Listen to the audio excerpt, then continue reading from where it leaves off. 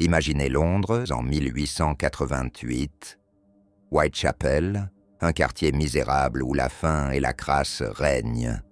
Les rues sont étouffées par un brouillard épais, un voile qui cache les pires secrets. C'est ici qu'un tueur sans visage commence son œuvre. On l'appellera Jack l'Éventreur, un nom qui résonne encore dans les ténèbres. Une nuit d'été, Mary Ann Nichols erre dans Whitechapel, cherchant de quoi survivre. Elle ne verra pas l'aube, on la trouve au petit matin, étendue sur les pavés froids. Sa gorge est tranchée jusqu'à l'os, son ventre ouvert, par des coups nets et cruels. Le sang tache la pierre. Première marque d'un monstre qui ne fait que commencer. Peu après, Annie Chapman croise le chemin du tueur. Dans une cour crasseuse, elle s'effondre, la gorge sectionnée d'un geste précis. Son abdomen est tailladé, ses intestins posés sur son épaule, comme une offrande macabre.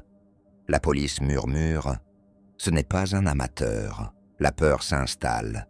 Whitechapel devient une prison d'angoisse. Une nuit maudite, le 30 septembre, Jack frappe 2 fois. D'abord Elizabeth Stride, retrouvée dans une ruelle sombre, la gorge ouverte d'un coup sec, le sang encore chaud. Puis, à quelques rues de là, Catherine Eddowes, éventrée sous un lampadaire, son rein gauche arraché avec une précision chirurgicale. 2 âmes fauchées en quelques heures. Dans une chambre sordide de Miller's Court, Mary Jane Kelly rencontre son destin. Elle est jeune, seule, vulnérable. Le tueur la réduit à une carcasse, corps dépecé, visage lacéré au couteau, cœur et entrailles arrachées.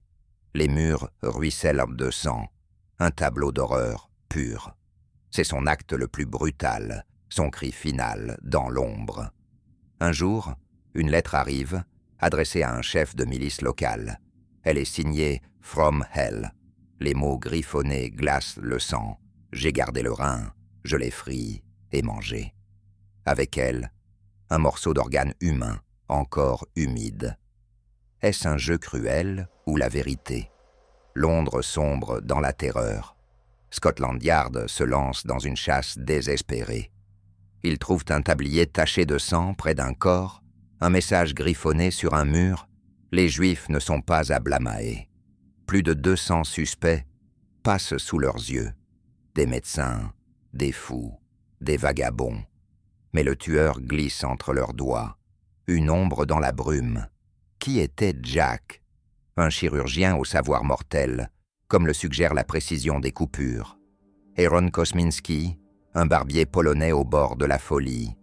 Montague Druitt, un professeur retrouvé noyé. Ou un noble masqué jouant avec le sang des pauvres.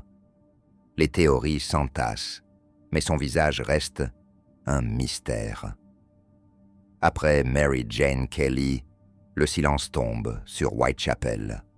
5 victimes laissent leur marque dans le sang, mais d'autres ont peut-être disparu sans trace. Jack s'évanouit dans la nuit, abandonnant ses proies et ses secrets. Il devient une légende, un spectre qui hante encore les ruelles et nos esprits. Cette histoire vous a glacé le sang. Abonnez-vous à Thread IAFR pour d'autres récits d'horreur tirés de la réalité. Laissez un commentaire.